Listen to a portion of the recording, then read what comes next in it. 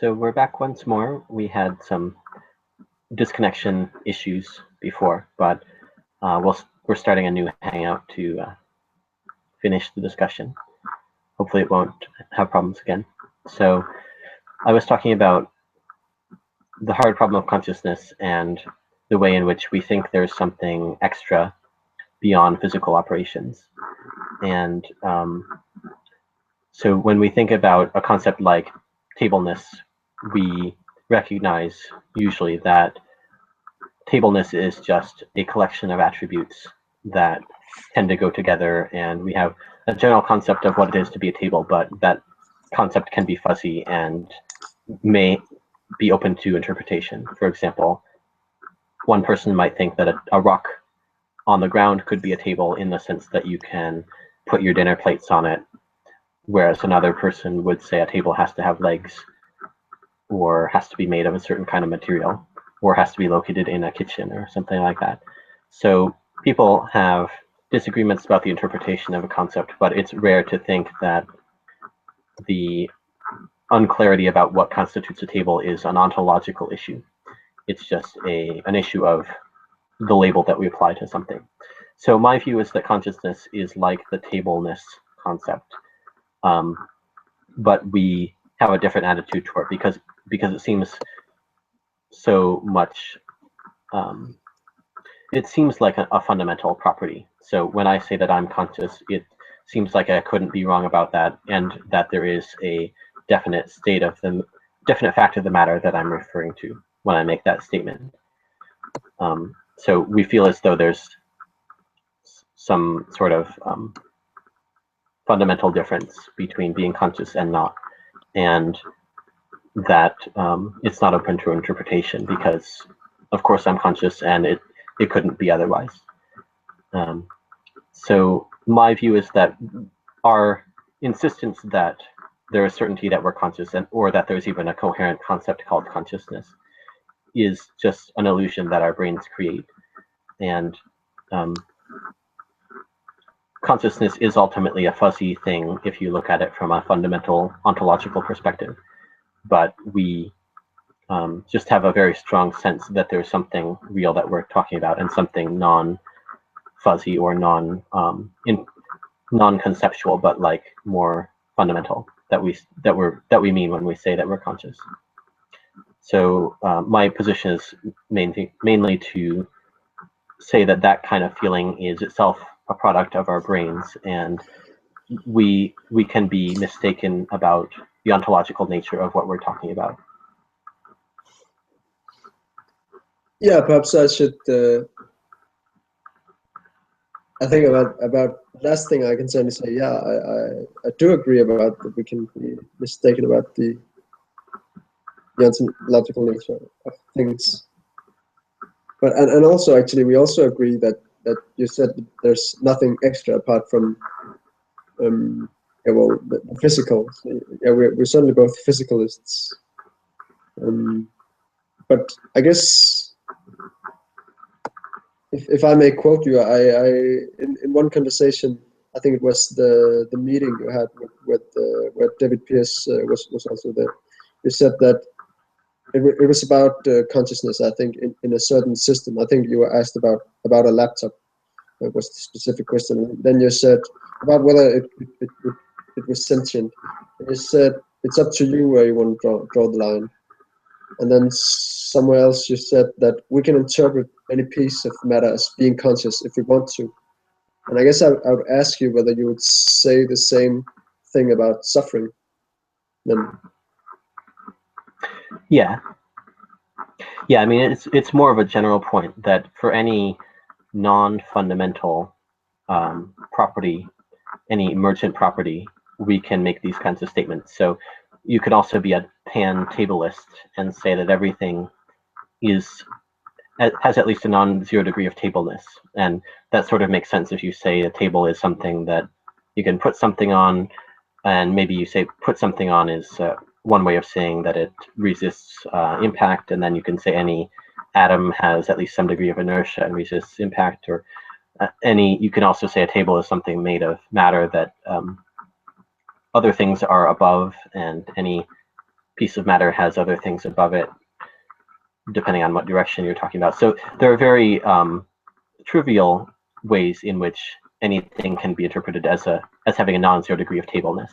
It certainly we wouldn't interpret an atom as being having a strong degree of tableness, but it can have a very small degree of tableness. And so that same point applies to almost any high-level concept that you define relative to a complex system. There are going to be properties of that concept that appear throughout physics. Yeah, but I think I guess I'm a little more confused, I guess, because you would say that we can talk about hardness, for instance, of an object in objective terms, right? Well, relative to some definition, we can talk about Yeah, hardness. of course. So relative to some definition of consciousness, there would be a fact of the matter whether something is conscious, relative to a very precise definition. The problem is, I think most definitions are, if it's too precise, it doesn't capture everything we want. And then sufficiently wide definitions will capture everything to a non-zero degree. I think this perhaps it touches upon some very fundamental issues concerning epistemology, actually, because I'm not sure. I mean, you talk about defining consciousness, but in my view, consciousness is really that within which all definitions appear, and then, I mean, you can't really capture consciousness in a definition, would be my view. I mean, as I also wrote in that post about my disagreements with you, perhaps we should link to that, I don't know. But yeah, I think consciousness is really, I don't think there's any reducing it to some other definition, because in my mind it really is fundamental. I mean, to be able to define things requires, in my mind, that one has something more fundamental that it can be explained in terms of. And I just don't think, in my view, anything that tries to get beneath consciousness and not being conscious, well, then you aren't really at consciousness. But I don't know, maybe my mind fails me there. I don't know what your thoughts are on that. Well, yeah, I guess ontology is always going to be relative to starting points. And you could probably define many different internally consistent ontologies depending on your starting point. But I guess you could make the same statement about physics to some extent, that everything is seen relative to physics. I mean, for example, there's no observation that we make outside of physics, and therefore physics is fundamental. And so it's always going to be a disagreement about the starting points. But for example, you can imagine some mechanical process that most people wouldn't consider conscious that can still understand the universe around it and make predictions and do all the things that develop an ontology that is used for making predictions, but may also have some broader truth to it. And so that wouldn't need to involve consciousness, for example, unless you think that any such system would be conscious. Yeah, I mean, I don't find panpsychism as mad as most people, but I think it's also important then to qualify that. I mean, it's panpsychism in a sense that there's not, and it also comes, that does it make sense to talk about consciousness without quality? Because I guess what we often mean by consciousness is, by our conscious minds, is a very, what can you say, a complex experiential state, something with a lot of nuances. And so, I mean, I've made this thought experiment, I think it was in Copernican Revolution in Ethics, that piece I wrote, where one gradually removes various senses. And so you remove your vision and then your sensual experiences. And so just gradually remove, but what about when you have removed everything, is there then any residual state of consciousness? And I don't know whether such a thing makes sense, but I'm certainly open-minded about it. So I guess in that sense, I'm not. I'm fairly open-minded to panpsychism, but it's not anything that I think. What can I say? That residual state is not one that I would worry about. You mean from an ethical perspective? Yeah, exactly. Yeah, I guess my view would be we haven't shown that there is such a thing as consciousness that we can meaningfully talk about. So, I mean, you could also say we haven't shown that there's such a thing as other physical things that we can talk about. So I do think it's in many ways a religious dispute at the end of the day, because it depends what you take as the most fundamental thing to start with in developing your ontology. Yeah, I suppose it's true. It's also, I couldn't help noting when you mentioned our starting point, because I guess that touches upon what you just said, because in my view, our starting point is consciousness, and inescapably so. That's really, and I don't know, I'd be curious to hear your view actually, because, and I think I also made this point in that post about our disagreements that I wrote, that you said that the I am conscious idea is sort of an illusion. And I was just wondering then, in my view, every other statement we can make about the world is something that is observed in consciousness, and so in that sense derived from and hinges on that fact, I guess I would say. But I'm not sure what you would say in response to that. Well, so I tend to define myself as an eliminativist for purposes of clarity. That is, it's most clear what I'm saying if I deny consciousness, so that people don't mistake my view for being what Chalmers calls type B physicalism, which is, I think, is essentially property dualism, and other people have also argued as property dualism, that there is a fact of the matter about consciousness, despite its being fully material. So I tend to use eliminativist language for clarity to distinguish myself from that view, but the other way to characterize my view is reductionist, and I would say that consciousness reduces to certain sorts of operations. And from that viewpoint, so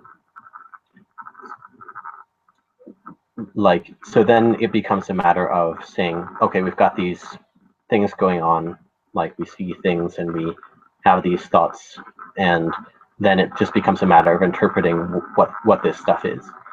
So we all agree that there's stuff, and then it just becomes an interpretation, whether you assign it the label of consciousness or whether you say that my ontology can fit this stuff in as being these physical operations. So there's no necessary. We aren't forced to call it something. We aren't forced to call it consciousness in the philosopher's sense. We could say we interpret all this jumble of stuff as being these physical things that fit into our existing ontology that we developed for other reasons.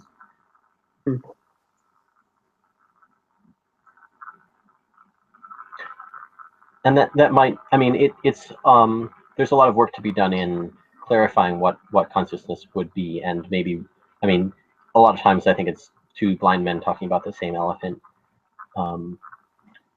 You and I both probably are ultimately trying to talk about the same thing, but the way we conceptualize it is different. Yeah, but it's also, yeah, it strikes me as curious, because I think you said just a moment ago that we agree that there's stuff out there, right? That's like the most fundamental agreement. But I'm not sure that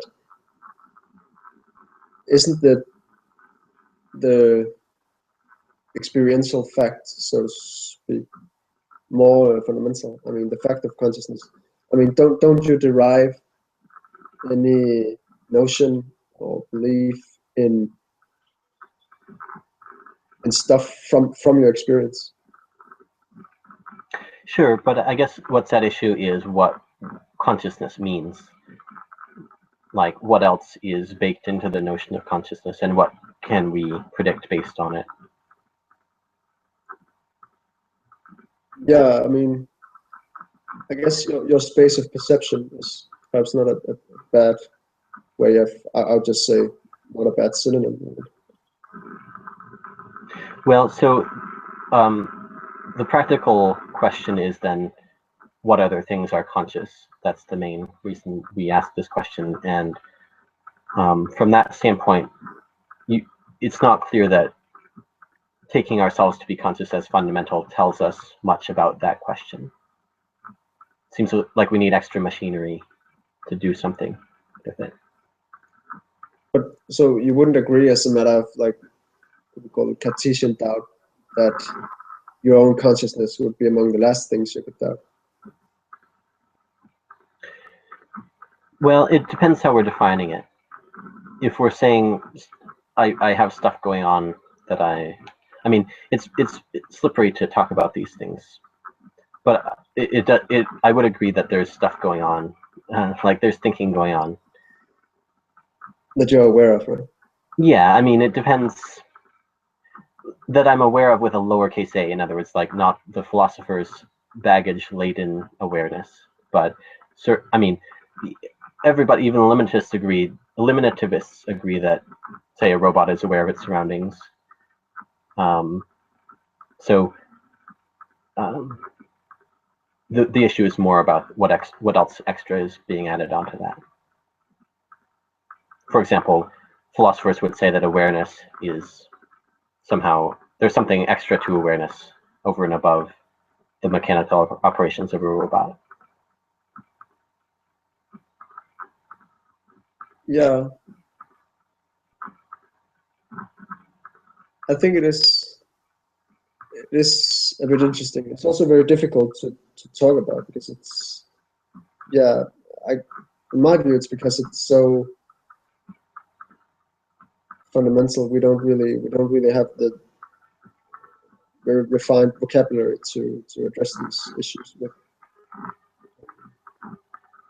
Yeah, and perhaps half of the time we don't really know what the other person is trying to say, and the other half of the time we don't know what we're trying to say ourselves, maybe.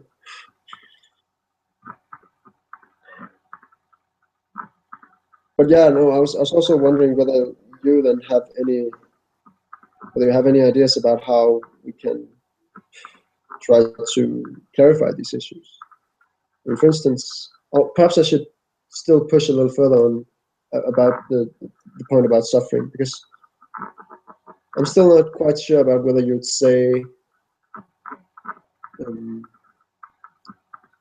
whether you would describe yourself as a suffering realist. I mean, in one sense, you certainly would, right? But the question is, in what sense?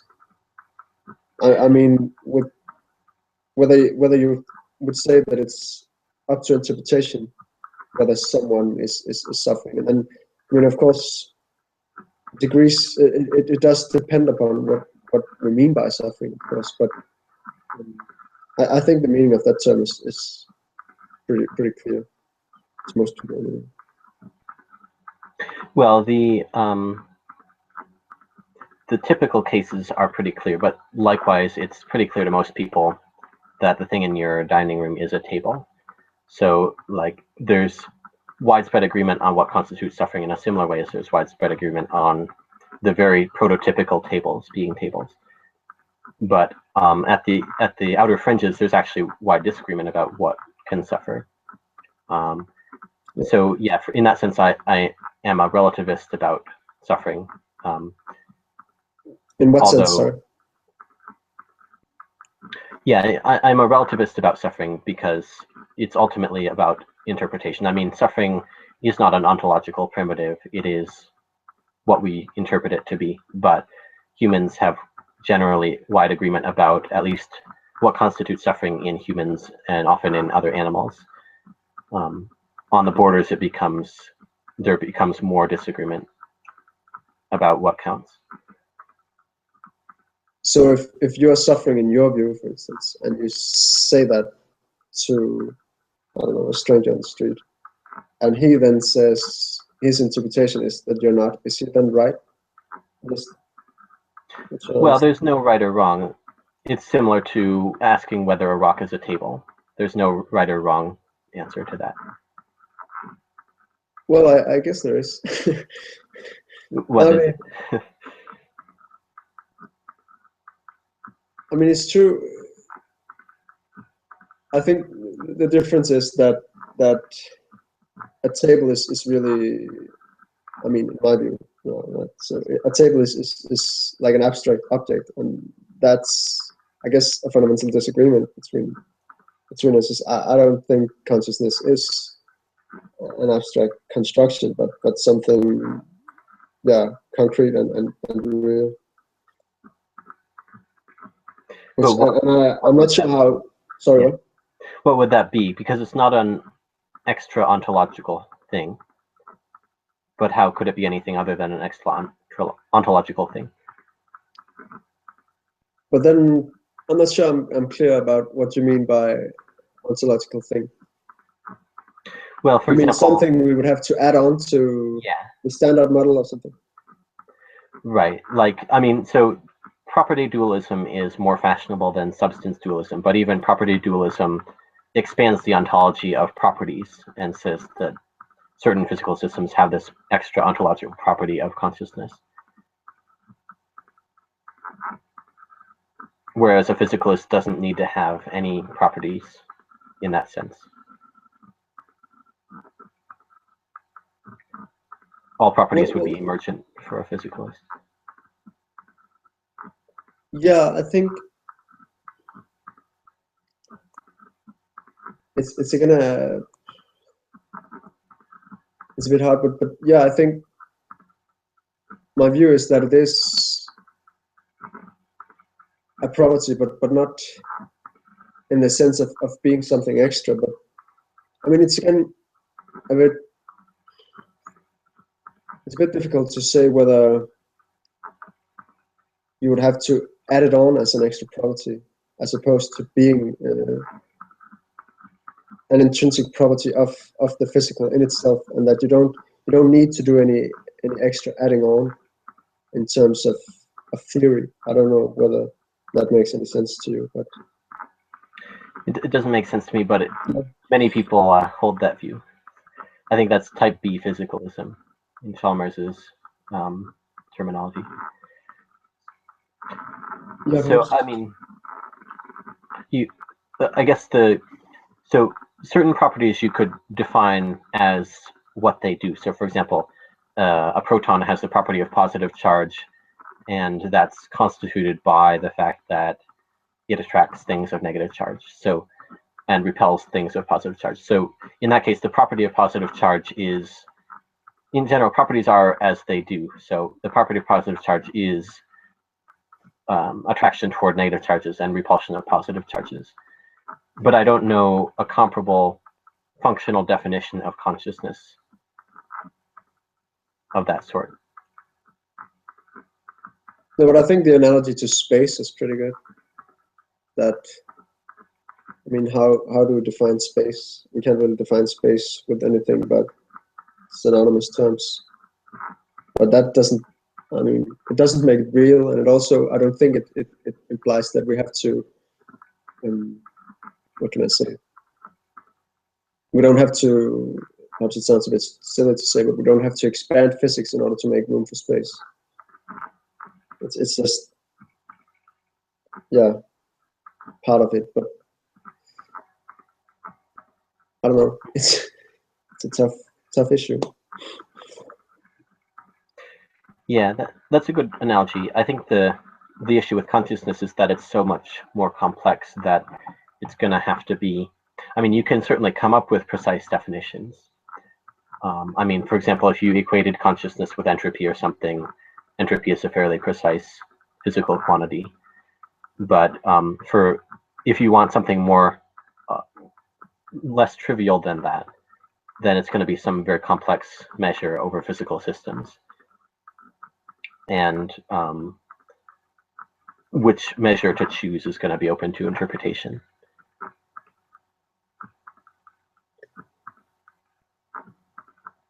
Yeah, I'm still not sure entropy is such a good analogy because I think it has been used actually by some cognitive scientists, applied to the brain. This guy, Jacob Howe, and the predictive mind is heard of it, called that. But that's more cognition rather than consciousness. I think that's being modeled there. But no, I think in my view, it's the analogies to more fundamental concepts are better, because I think, entropy, we are talking about a number of possible states, right? I mean, that's so that we can reduce to some other concepts. But then if we talk about then what is a state and what is the space in which these states occur, I think that gets closer to being analogous to consciousness. So by consciousness, we're not. I mean, I guess one can make the distinction between the contents of consciousness and then, specific contents and then consciousness itself. But I don't know whether you'd buy that distinction. Relative to my perspective, I wouldn't necessarily buy that distinction, because I think consciousness is as consciousness does. So anything that's part of consciousness is going to be part of the whole thing that we're talking about. Yeah, well, I agree with that. Yeah. So yeah, I guess your space analogy is interesting.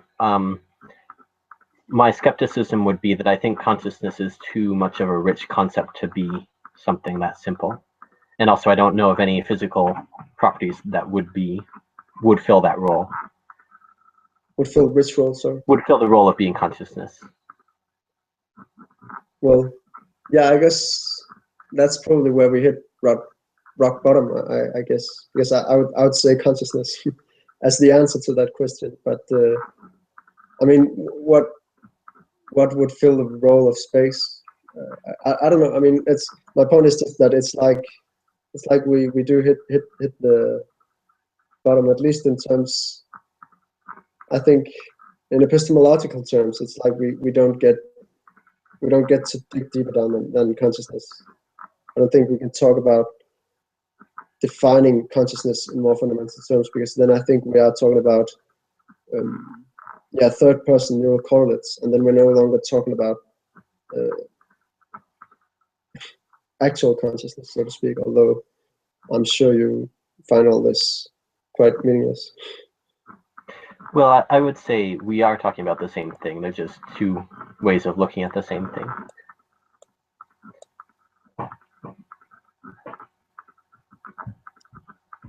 Yeah.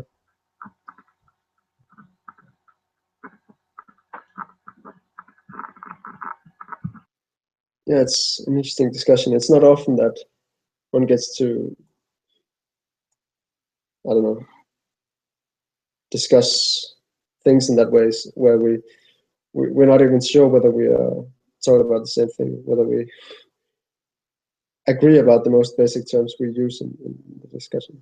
So yeah, I guess communication is very hard on this subject. But that of course doesn't diminish its importance.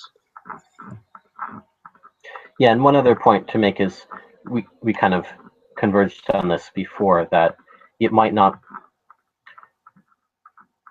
depending on particular details of your theory of consciousness, it might not make a huge difference what perspective you hold, because those who think consciousness is an objective thing will at least assign probabilities to various systems being conscious, and those probabilities to a greater or lesser degree may track what I would consider the degrees of consciousness of the system. So yeah, but to push back a little though, I think we would disagree very much then in the case where you say that it's a matter of interpretation whether someone is suffering or not, that's something if someone says that someone who's been crucified doesn't really suffer, if you're saying that that person isn't really wrong, then I think, yeah, we do very much disagree. Right, but I just meant that the practical implications might be roughly similar, assuming we have a sufficiently similar degree of alignment in our conceptions of suffering. Yeah, but then I perhaps don't understand how does one derive practical implications when from an anti-realist view. Well, so, I mean, do you just pick, I like this definition of suffering, but then I would ask, but why do you like that one more than another? I mean, by what criteria does one pick one definition of what constitutes suffering over another? Well, by various complicated processes of environmental and genetic development and cultural history, and there are a lot of factors that together create the attitudes and perspectives that I have, or that animals in general have. So it's the same way in which anybody arrives at any judgment.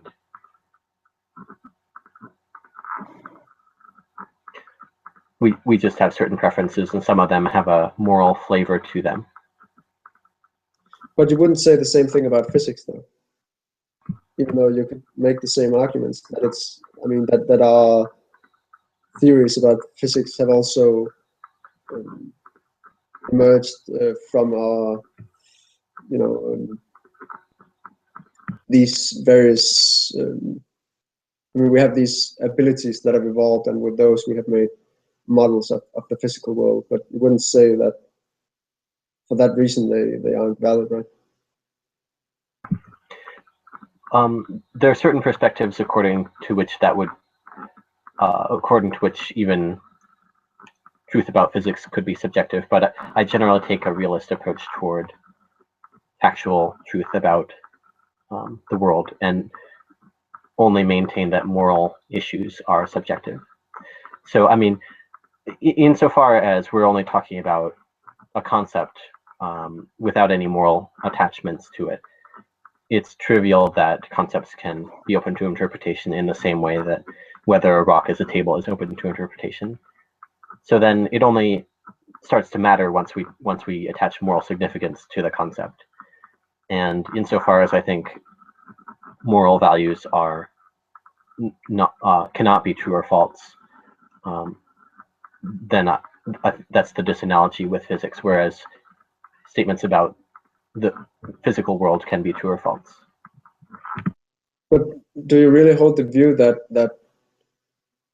there is a clear analogy between your saying that a rock, whether a rock is a table or not, is like you're saying whether someone else is suffering or not? I mean, do you think it's basically the same thing?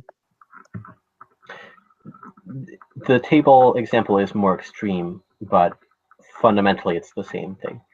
So why is the table example more extreme? Well, just because a rock is, most people would say a rock is not a table, I think. Whereas, so for that reason. But I mean, so you could take a closer analogy, like say a table that's missing its legs, or a two-legged table, or there are various things that are closer to a table where you would get more divergence in opinion. Yeah, I guess all I can honestly say is that I don't understand you. Yeah, I guess that's all I can say. So. But no, it's interesting then to talk about convergence, because it does seem we can converge on certain things nonetheless, right? But I find that strange how we can converge then. But you might say then that it's because perhaps we share some of the same quote unquote biases, right? Some of the same ultimately arbitrary considerations or views. Right. We grew up in similar cultures, relatively speaking, have similar brain structures, find similar things pleasant or unpleasant. Yeah, but it's just, in my view, that doesn't at all invalidate any of that, because I mean, again, one could say the same thing about every scientific discovery, that it's made with such brains and in such cultural contexts. That doesn't make the periodic table um, purely constructive. Sure, but I guess one difference is scientific truths make predictions, whereas moral truths don't seem to. So the reason to reject moral truth, one reason to reject moral truth is Occam's razor, namely that it doesn't predict anything, but it makes our ontology bigger.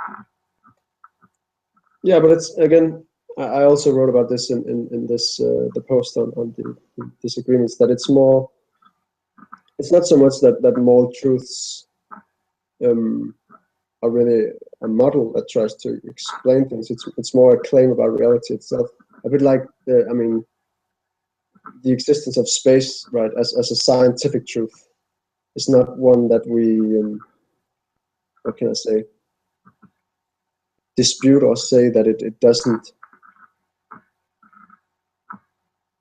explain anything. I don't know whether I'm making sense to you. Well, it does explain something, though, in the sense that it's part of models, say, of general relativity or whatever. You've got like a four-dimensional coordinate system or whatever, and then you've got manifolds within that. And so, I mean, it's part of it's sort of an indispensability argument. It's indispensable to predictive theories.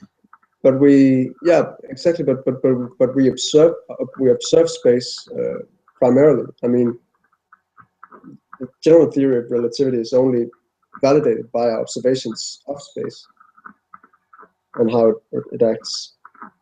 Well, not just of space, but of other things in space. Yeah.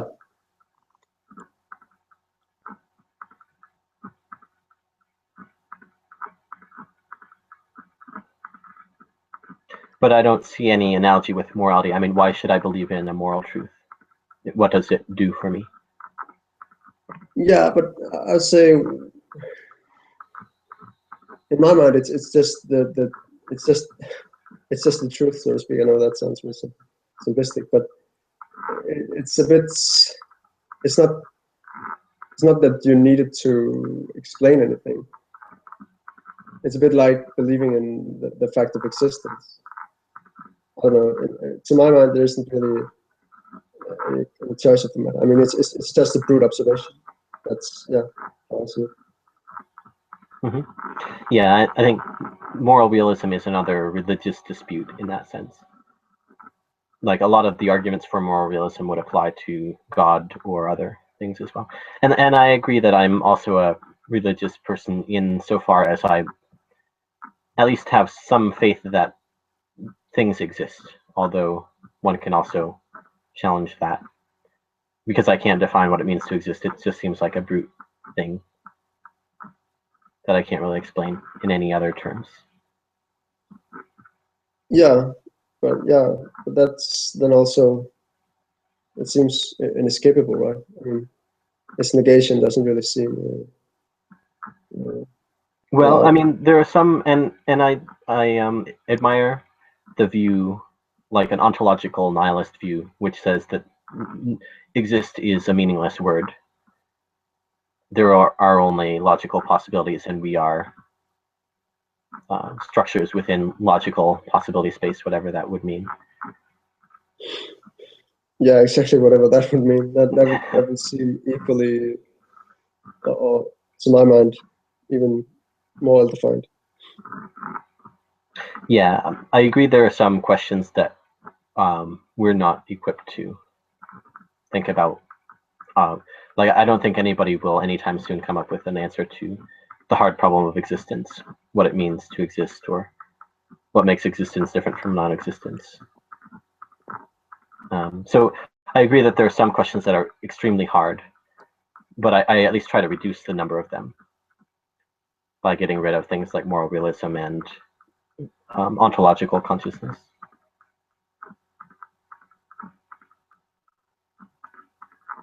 Yeah, I mean, that's interesting because I don't know, because in my view, it's like these are just, I mean, depending on what you mean by ontological consciousness, but yeah, solid facts of the world that I can't really deny. If there's anything that needs explaining, it's I don't know what I can say, but it's like those are facts I can't deny, and that it's not like they are needed in order to explain things, but more that they simply, yeah, themselves are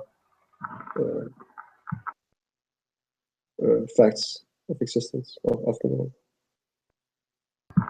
Mm-hmm. How do you know if you're correct about the moral truths, though? How do you figure out what is morally true?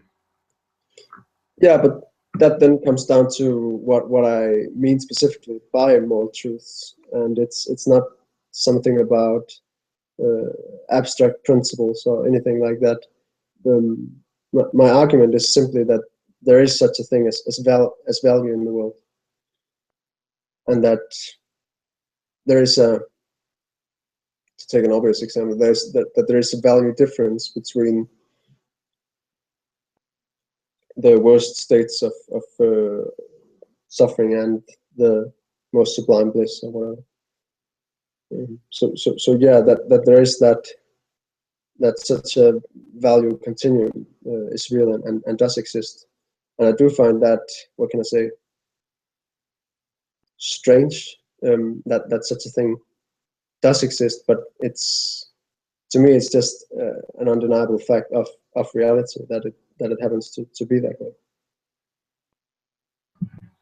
But it's not, and also to say that there are moral truths isn't to say that, I mean, that there exists this continuum of value isn't to say that we thereby know them.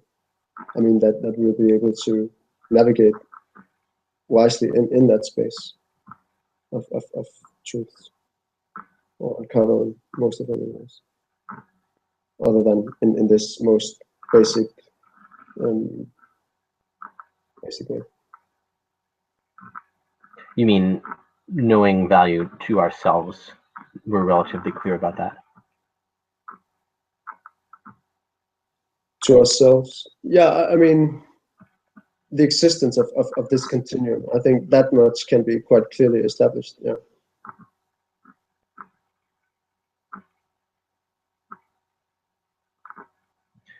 So yeah, I disagree, but it's, as we've discussed, it's a more fundamental ontological disagreement. Yeah, and it's probably also worth noting how these two, this, I think, as you call it, conscious realism, which I stand by completely, and then moral realism, that I see these two as really deeply connected, and yeah, I think our differences there are sort of, I guess one could say, the same, that they are connected. Yeah, it seems like your knowledge of moral truths is a little bit less immediate than your knowledge of consciousness, but it seems like the way you claim to know them is similar in both cases. Yeah, but I'd say that's how we know anything, right? Experientially. Yeah, but I mean, yeah, I'd say anything we know about anything is really just, yeah, observed, an observed fact in consciousness, and so that's also the point that I would then make, because any logical truth we can state is ultimately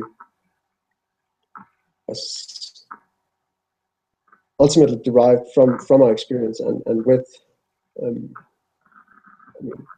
intuition is probably an overused word, but we use it nonetheless, right? With mathematical intuitions, that, for instance, how do we know that 2 + 2 is 4? I mean, we can't really get further down than that, and ultimately, I would say we just have these, yeah, I guess intuitions is the word we can use. That's just so. And I would say the same thing. It's really the same thing when we know any fact about physics, the physical world. That it's also some ultimately if one looks carefully at how one knows anything, it's really also derived from some. Ultimately, it reduces to some intuition, be it a logical one or an empirical one. It's just something that's observed and which we ultimately can only get down to saying that it's just so. We follow this line of evidence and then we end in some basic primitive intuition. And I'm just saying that it's really the same thing with when it comes to, for instance, saying that suffering has negative value. I think that's just another primitive intuition, and I think, in my view, that stands on no less solid ground than, say, the intuition that 2+2=4, or that we can trust our observations of the physical world. Mm-hmm. Yeah, it does reduce to those fundamental epistemological, I guess one could call it, moves. Yeah, I agree that everybody except a nihilist is making some ontological commitments, even if it's just to say that, like, modus ponens is a valid rule of inference or something. And so I guess I tend to look at it from a different perspective, and maybe a pragmatic perspective, and say we do things that work, and the rule of modus ponens, or adding 2 and 2 to make 4, are things that work, and if they didn't work, I would stop using them. Like if adding 2 and 2 to make 4 failed on physical theories, but adding them to make 5 gave correct answers to physical theories, ruling out other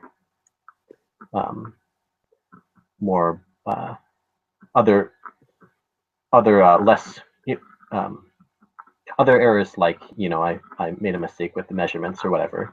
If it seemed to be a very robust finding that a certain logical thing that seemed certain didn't work, then we would abandon it. Like, it seems obvious that space should be such that parallel lines never meet, but actual space doesn't behave that way due to curvature.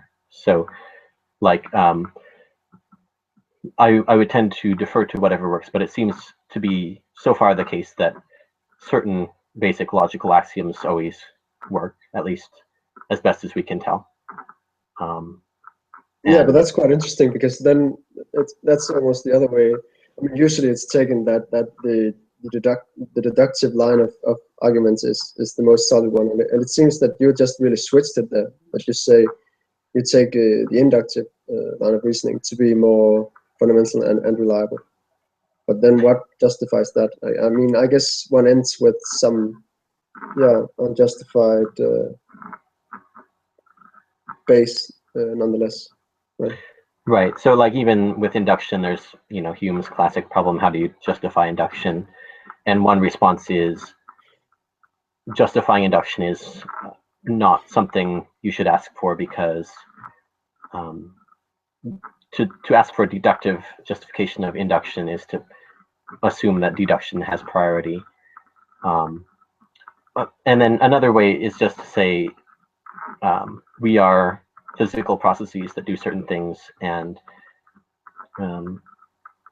we evolve to respond in certain ways to stimuli and process them in certain ways. And it seems to work relative to whatever evolved notions of working we have.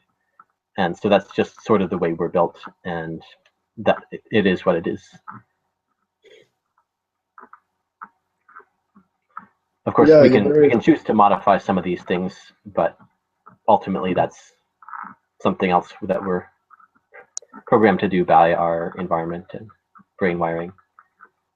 You're quite constructionist then, in your view, in that sense then. But what if you're or pragmatist, I could perhaps also say. But what if your pragmatist view, it turned out that it didn't work? You become a hard realist like me.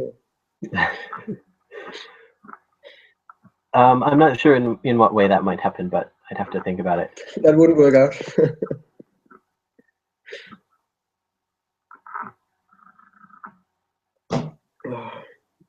No, but I think it's interesting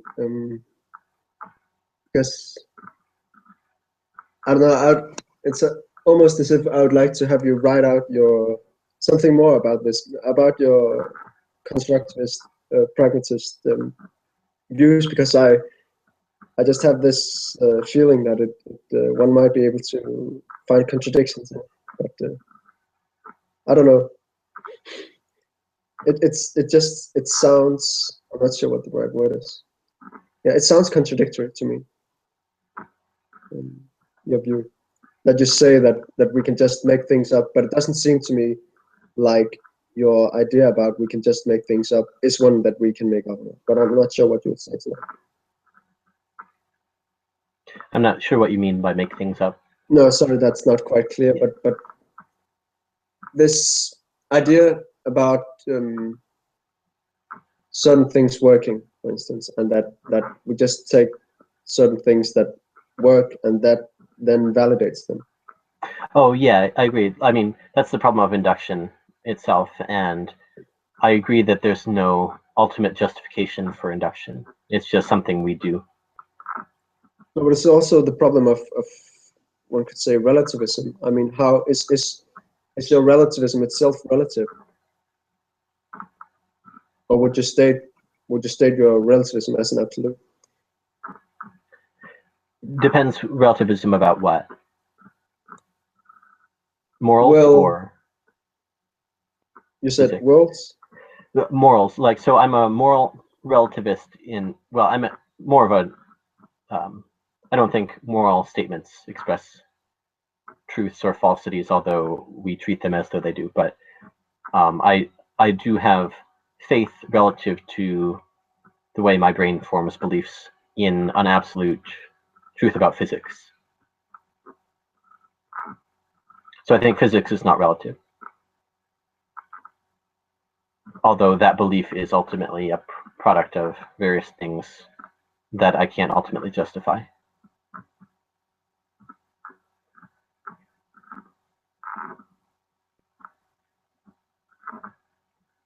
Yeah, that's interesting. Yeah, I don't think there's ultimate justification of anything. I mean, there's the trilemma. Either it's axiomatic or infinite regress or circular, and I don't see a way around that.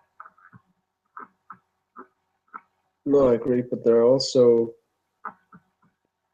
certain conclusions, it seems to me anyways, that one can't really meaningfully escape. I mean, such as the fact of existence, but you might then say that that's meaningless, or what? Maybe. I mean, I believe in existence, but I admit that it's a sort of religious belief that I can't justify. And Okay. I don't even know what it means. It's just sort of a thing that my brain believes. Yeah, it's quite. But it's just, I find it quite interesting that you say such things about certain beliefs, but when it comes to, say, physics, it seems that you don't hold that it's not just something your brain believes. Yeah, so I'm religious in that degree. I just try to reduce the number of areas of faith. And physics isn't an area of faith. Oh. No, it is. Yeah, physics is, in some sense, the one thing I have faith in.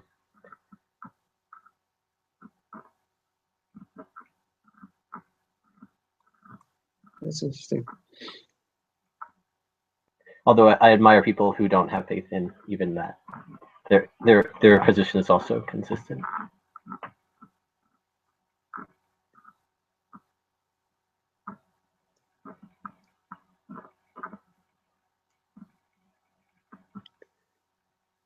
Yeah, I'm not sure. It seems, have we trailed off the subject? Maybe we have. But it becomes quite difficult not to. I mean, these are very fundamental issues, right? We're talking about consciousness to begin with, anyways. But yeah, it does come down to these foundational questions, and I guess they are important and inevitable if one is to. Because in our case, it seems like that it's like our disagreements are really traceable back to these, these very fundamental issues. So it's like perhaps it's unavoidable that we end down here in your basement discuss these things.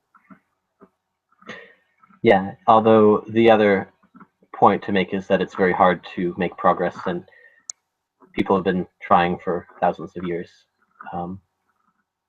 So we should also live with the fact that we're not going to solve it ourselves.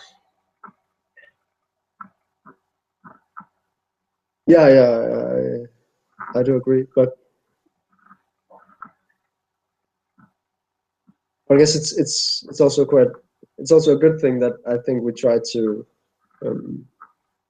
that we exchange these views, so that, I mean, in my own case, for instance, I'm trying to understand this.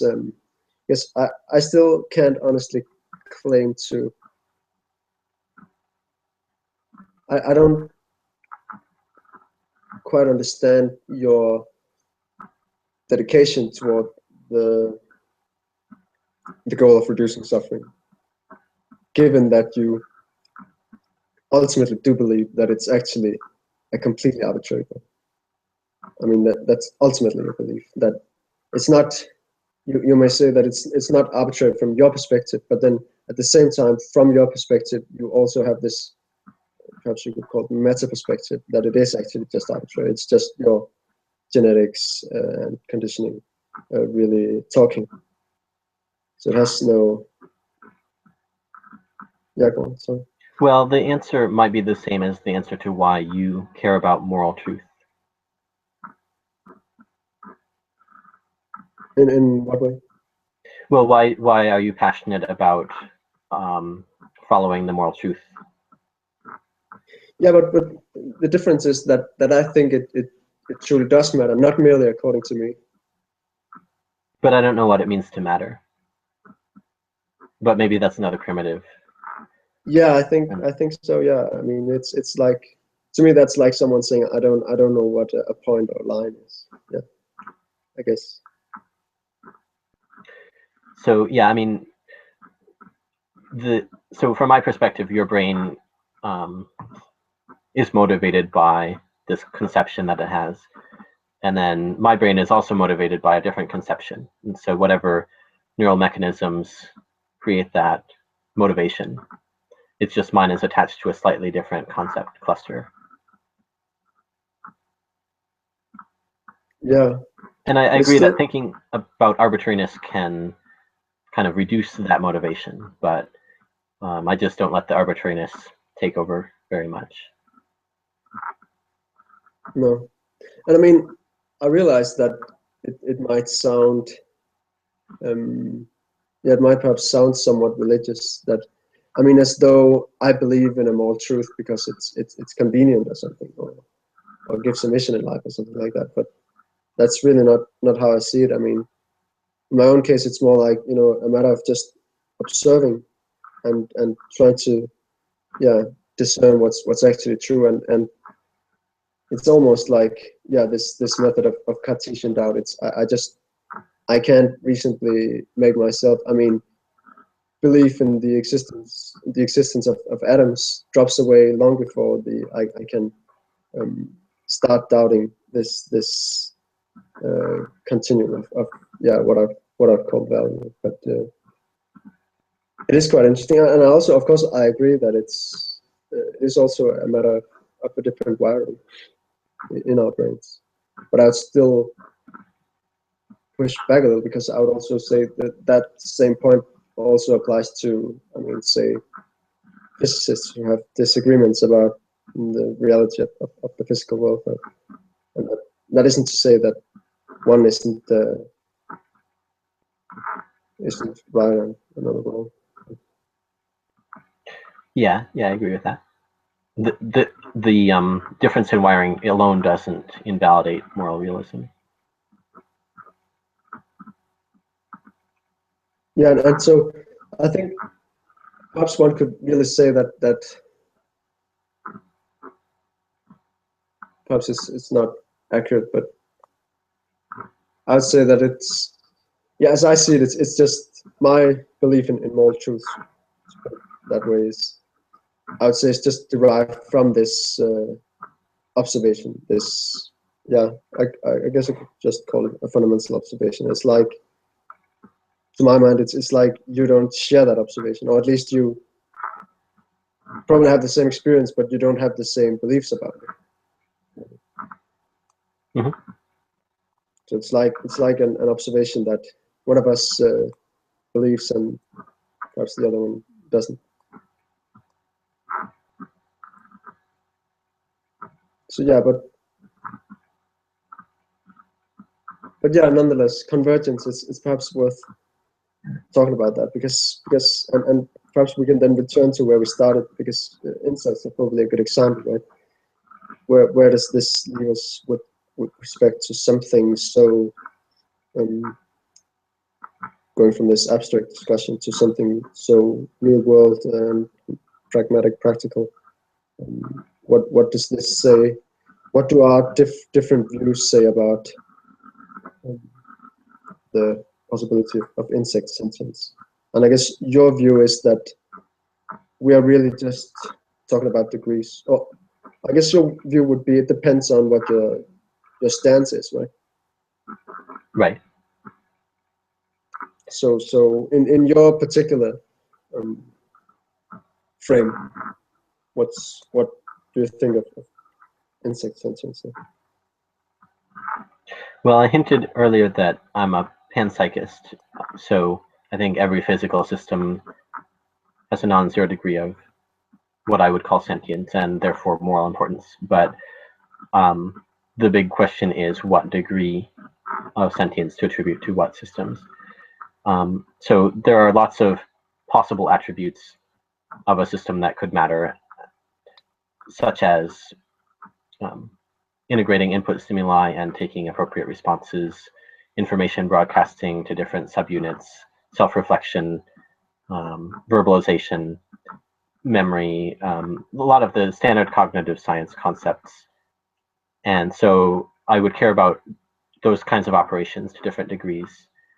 And insofar as insects embody simpler forms of many of those operations, they deserve some degree of weight. Okay, so it's like you actually have these criteria on your list, and then you would actually, for you, it's like actually an open research question to find out the degree to which they live up to these various points. Then. Sure. Yeah. I mean, once you make the definitions precise enough, then it can become factual whether or not a system meets those standards. Although I tend to think it'll always be a matter of degree unless it's an extremely precise definition, like the number of electrons an atom has or something. And even that's a little fuzzy if you're talking about covalent bonds and sharing electrons and stuff. So there are a few things in nature that are extremely precise.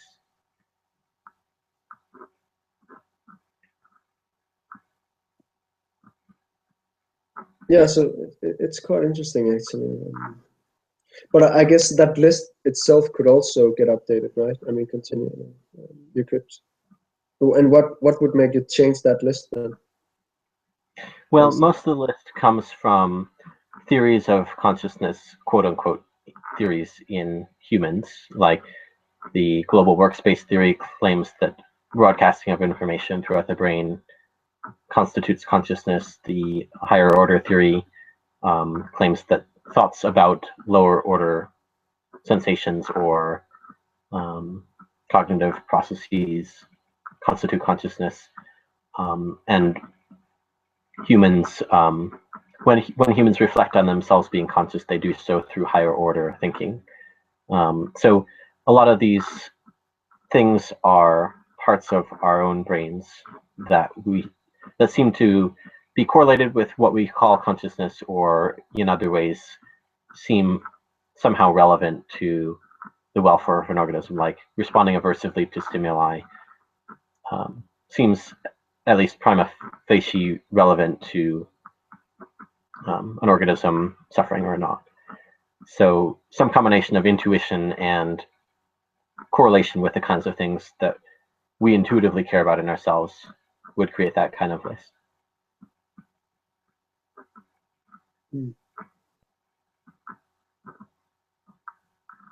It's quite interesting. So I mean, it's sort of egocentric in that sense, because it's always, we care about things insofar as they're similar to us. But that's where my strongest motivations come from, is imagining myself in a situation, and then for organisms like insects, our brains are too different to legitimately imagine myself in their situation, but I can still find salient features of the two that are in common and extend some sympathy due to sharing those features. Yeah. And I guess from my more, I would say, hard realist view, I guess the line of reasoning might not be that different. It would just be a matter of also, I mean, again, having established that this brain is conscious, and then knowing that other brains are quite similar. I mean, and then one could, of course, as one goes down the tree of life, one could talk about various degrees of similarity. But yeah, reason that there seems every reason to believe that this phenomenon of sentience would also be present in those brains. Would it then be present in insect brains also? Well, I mean, in my view, it stands as an open question, but it's not at all trivial to exclude it, and one should, I think, take the possibility seriously. Also, just from based on a more purely evolutionary argument, that it's pain seems to be adaptive for dynamic organisms like ourselves. So why wouldn't insects have a capacity for feeling pain, even though they don't have similar brain structures to us? They might nonetheless have acquired similar capacities in different yet analogous ways. But I'm not sure I could make a list. I mean, from my way of settling it would probably be more like trying to find analogies. But then again, I mean, the question about what are necessary and sufficient conditions is itself an open question in my view. I mean, this then also ties into digital sentience, for instance, which I'm not at all dismissive of. I'm also open-minded about that possibility. So yeah, I mean, would that be the kind of thing we should be looking for? Certain kinds of information processing going on in insect brains? Is that the relevant thing? I don't know, but I think it's a question one can attack, and of course we also. I mean, we know certain things about neural correlates of consciousness at this point, right? But they're still quite crude in the sense of something happens in this area, and then something happens experiencing. But hopefully that will become more detailed as neuroscience progresses. Mm-hmm. And neural correlates research is also constrained by reportability. So even if there was some consciousness that never got recorded in memory or never was able to be verbalized, you would not detect it. It's true. Yeah, so yeah, it really is. So even the easy problems are very hard when it comes to consciousness.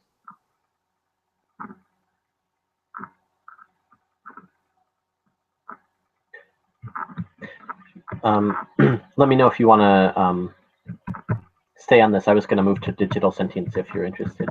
yeah, let's try to see what we can say about that. Yeah.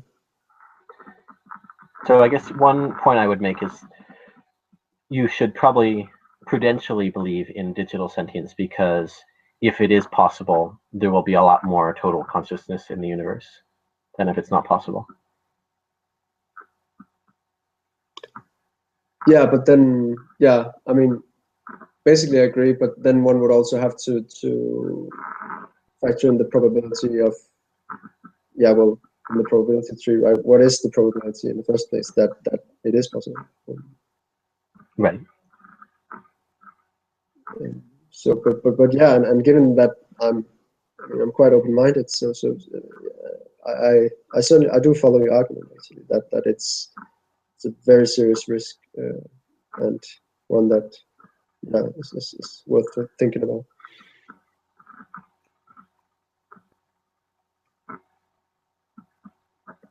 But I suppose, yeah, the question then also becomes how can we tell? I mean, I guess that's an open research question. Right? How can we tell?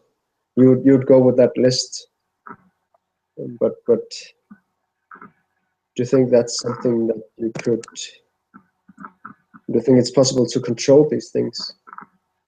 I mean, for instance, sentient simulations. I guess that also ties into the AGI thing, but yeah, I don't know. Perhaps I should just ask about your view. I mean, you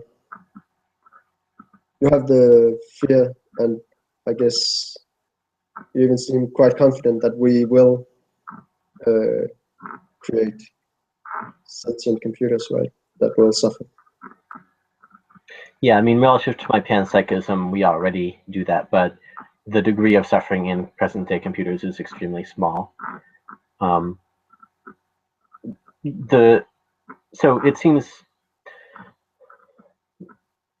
insofar as my view of consciousness gives greater weight to more complex and self-aware systems, it seems very likely that AGI would deserve to be called conscious if it's sufficiently adept to take over the world, among other things, and colonize space and engineer massive computing factories throughout the galaxy and things like that.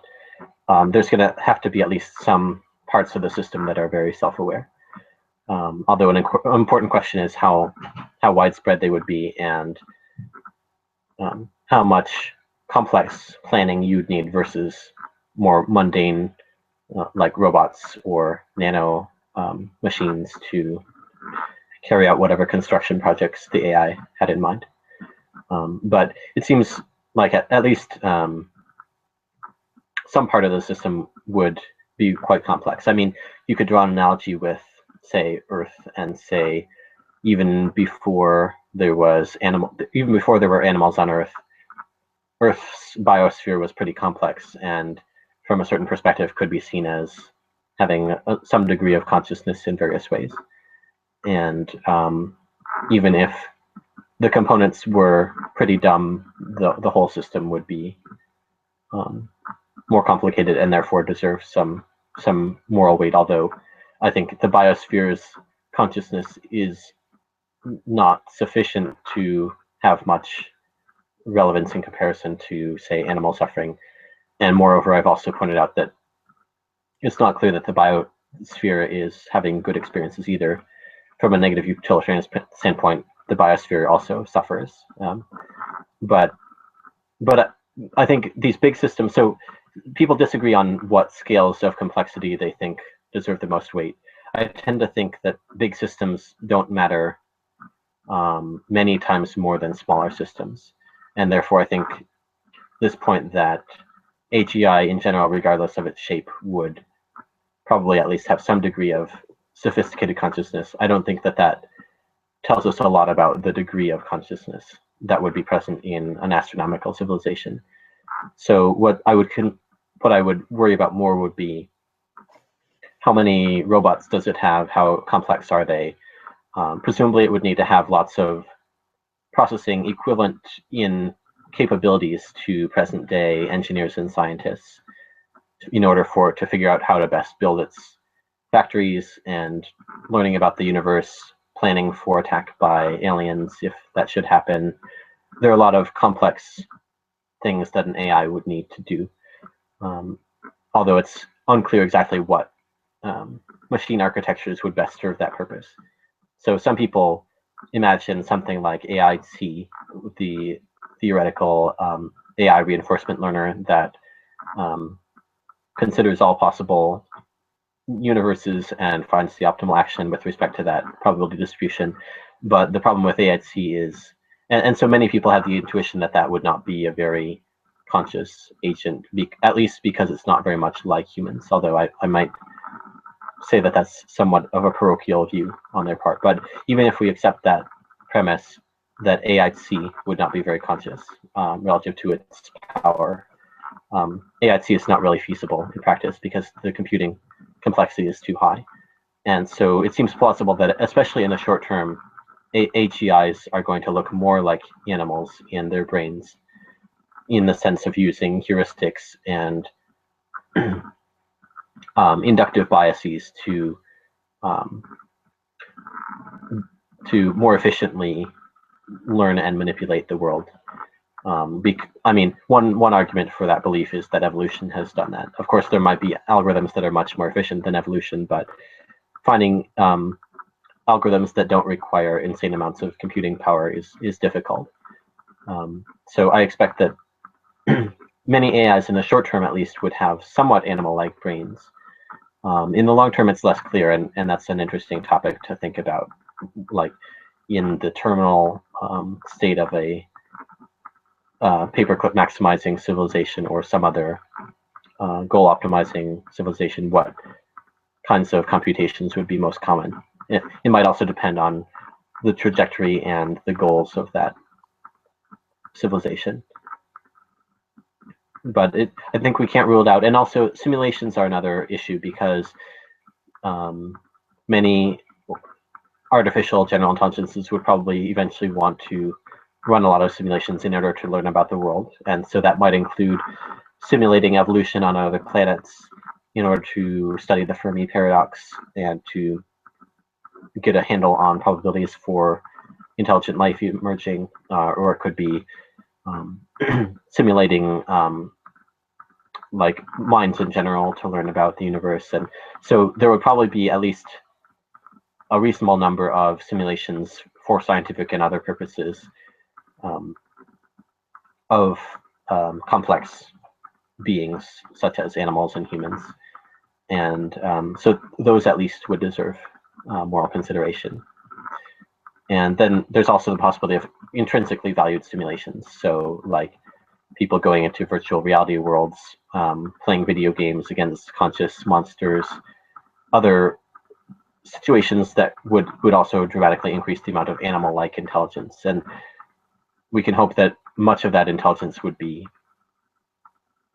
undergoing pleasurable or at least neutral states, but that's not guaranteed for everything, especially if we think about certain scenarios. For example, say you've got a libertarian society in which people can run whatever computations they want. Certain people would run pretty bad computations. Or if you have the emergence of a society that doesn't care about empathy anymore, perhaps because productivity has become a greater value to the members of that society. Although I suppose in that kind of situation you wouldn't have as many intrinsically valued video game worlds or something. But there are a lot of mutations of present-day social values that might happen prior to our running large-scale computations. So there's certainly risk of a lot of things that present-day society would not approve of, assuming people cared enough about simulations. Yeah, I mean, certainly if they had your view. But it seems to me then that it's actually, I mean, given that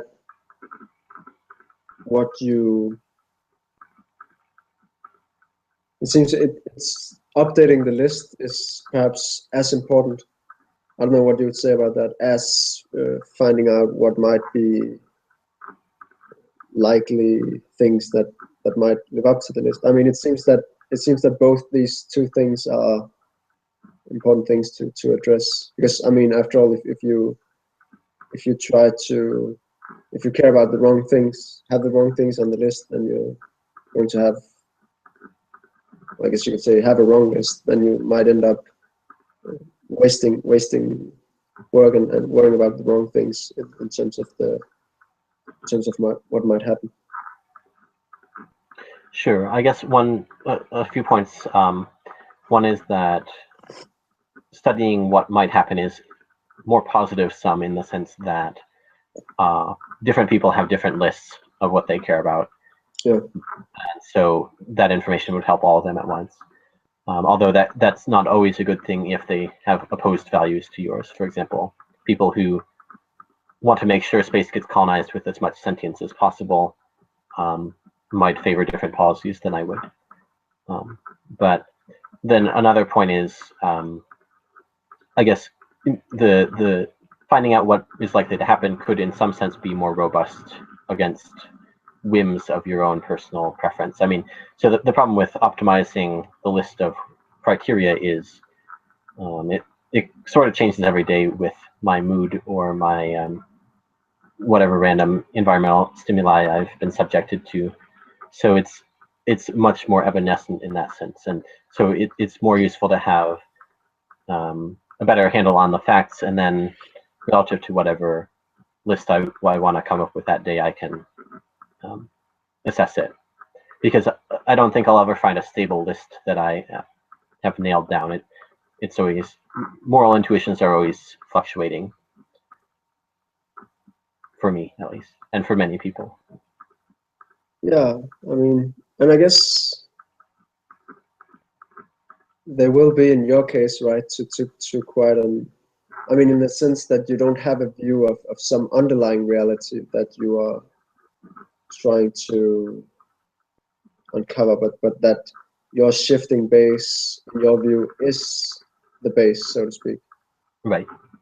I mean, subject to things like the fact that I value what I would value upon learning more, which I don't know now. I mean, so there's those sort of meta values that are somewhat factual in nature, in the sense that if I could simulate what I would value upon learning more, that's sort of a factual question under various environmental inputs. But there's also an unavoidable moral component that fluctuates. And then I guess one other point about the scenario analysis, why it's useful to think about the far future scenarios, is many of the best ways to shape the far future are probably not, are probably pushing society in better directions rather than other more specific actions. And so like thinking more about how HEI would evolve can also be useful for that purpose of where are the best leverage points to push on HEI. And that's useful regardless of what exactly you're trying to do.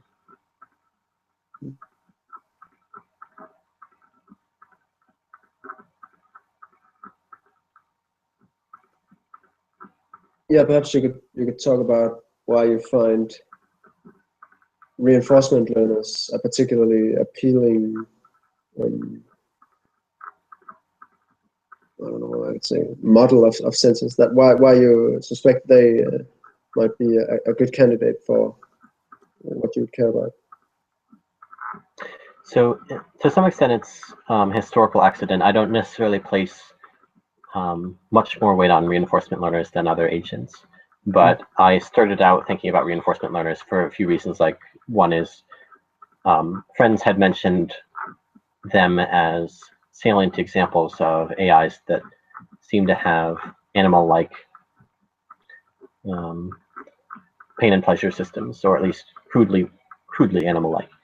And then also that it's sometimes said that the temporal difference model of reinforcement learning is one of the best matches between computational modeling and neuroscientific fact. So it's like a very clear link between what actually happens in our brains and at least certain forms of reinforcement learning. Of course, there's a lot of complexity. People say we might have different reinforcement learning systems. there's hierarchical learning, there's a lot of extra stuff, but the basic TD model maps very well onto neuroscience. And so if you're trying to argue that some AIs might matter by similarity to humans, there's a very close similarity on that particular dimension. Of course, the important question is whether that's sufficient for moral concern, or whether the agent also has to have other properties, what would be colloquially called consciousness, to also matter. And so people can raise objections there, but at least in terms of this dimension of cognitive operations, it's a very close analogy.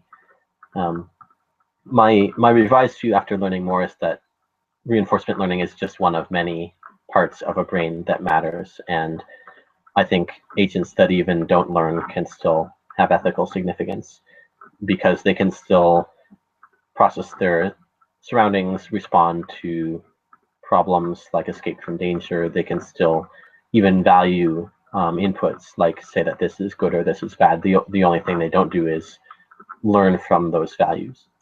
Yeah, it's like people who have lost their capacity to remember things, right? Yeah. So I mean, that would be a slightly different thing with memory, but one thing I point out in my paper on reinforcement learning agents is Parkinson's disease seems to be at least partly a failure of reinforcement learning systems, in especially like motor processes, and that's why giving dopamine drugs can improve the situation. And so insofar as a person with Parkinson's disease can still feel things as being bad or good and still react to situations, that person still matters, even if that person isn't engaging in motor learning while doing tasks.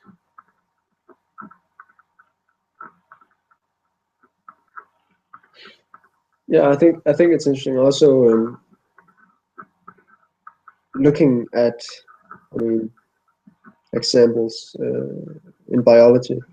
I mean, how relatively small genetic differences can make, yeah, huge differences in how we, or in people's experience. I mean, for instance, what is it? This gene that David Pierce often mentions, that gives makes it impossible to feel pain, or at least that's an extreme case, I think. Genetic defects there. So I wonder whether how do you view those, and perhaps how do you reconcile those with your view? It's like you think it's just a matter of, I mean, because their brains presumably don't function in a fundamentally different way than those of the rest of us, and which I mean, Dave also often uses it as an example of people who are able to function at least in some way. I mean, arguing it's quite in a bad way, but they can function nonetheless, and that there can be, how can I say, it's possible to be alive and not have the ability to feel pain. I wonder what you think about that, and what it says, that example. Well, I don't know enough about the details to be authoritative, but I would guess that people who can't feel physical pain would still feel psychological pain of sorts, or especially psychological motivation. For example, they would probably still have states in which they would feel, I wish I were in a different state. So they could still have desires and motivations to change the situation. So, as I said, I'm not an expert, but I would guess that that's pretty fundamental to any organism, especially any human.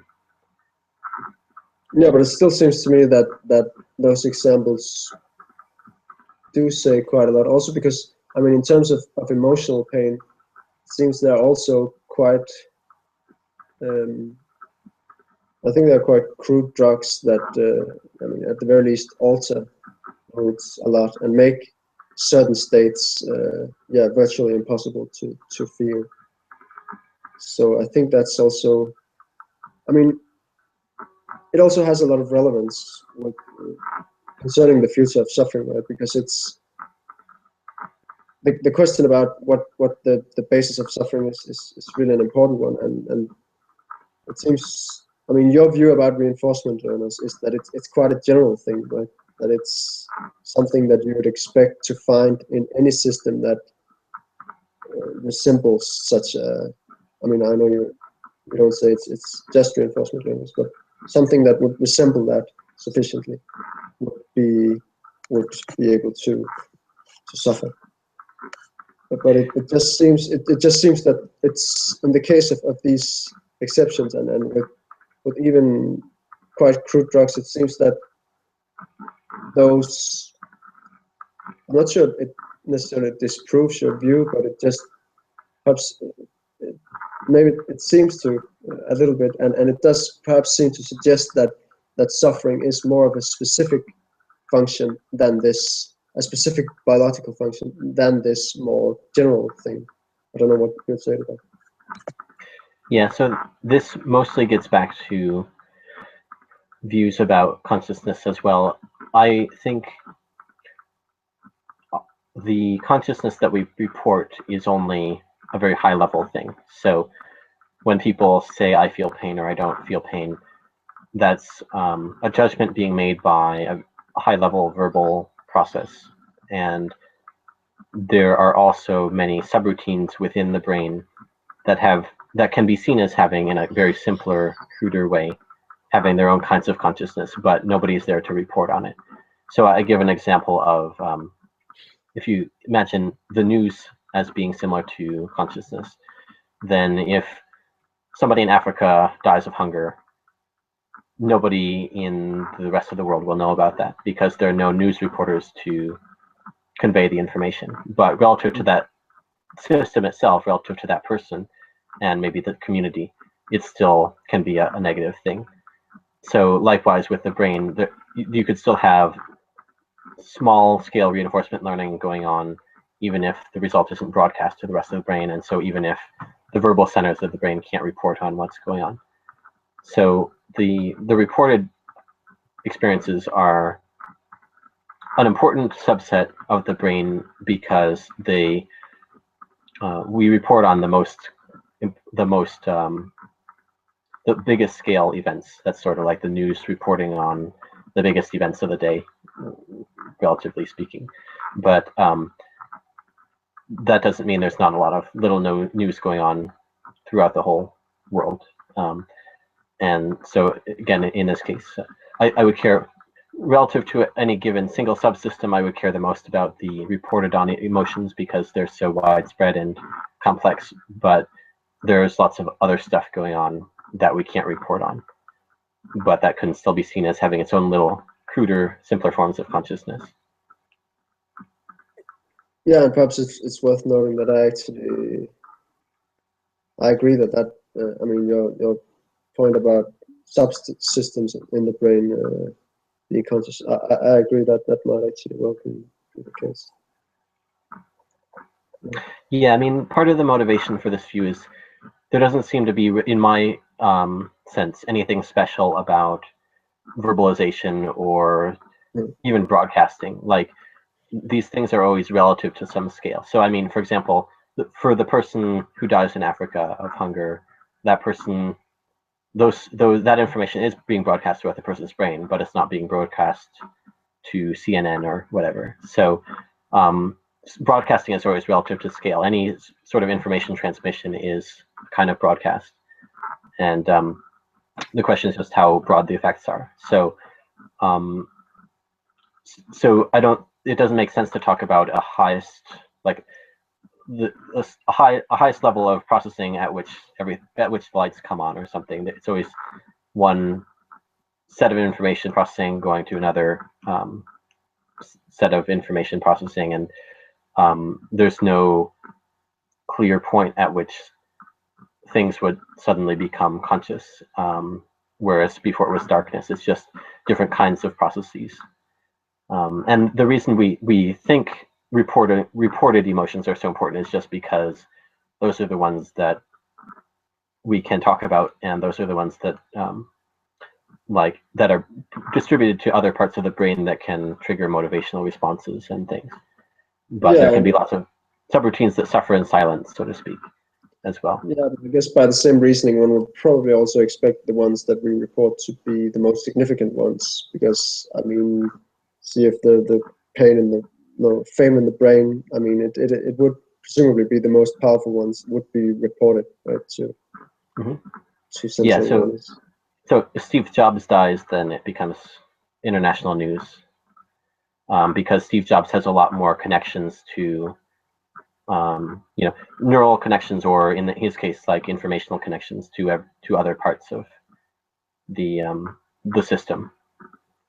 That is the global human system. So in that sense, a given event, the importance of a given event depends on the power and the amount of connection it has to other things.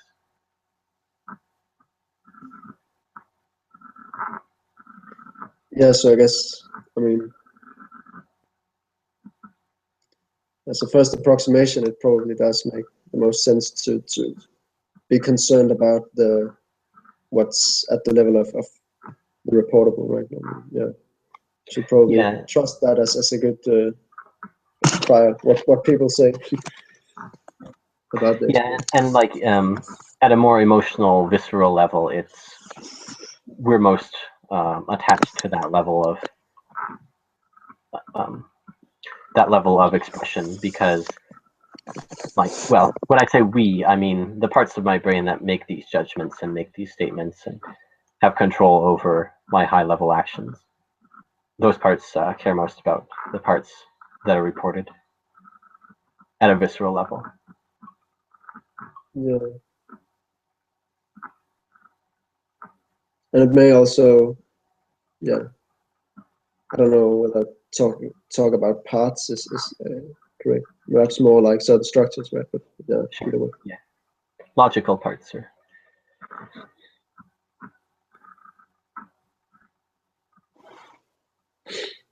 Yeah. I'm afraid I might have to end the conversation, because I'm very tired at this point. No worries. Are there any last big topics we need to? Well, I think it's probably too late to start off on a new trail, right? But I guess we have a lot of topics that we could take up some other time, maybe. Because I think it's really been quite valuable, I think, actually, even though there's been a lot of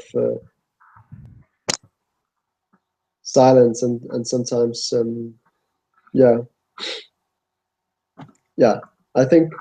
hope it's been valuable. So yeah, let's stop here. Okay. I hope that. Thanks for talking. Yeah, thanks. It's been a pleasure. Bye.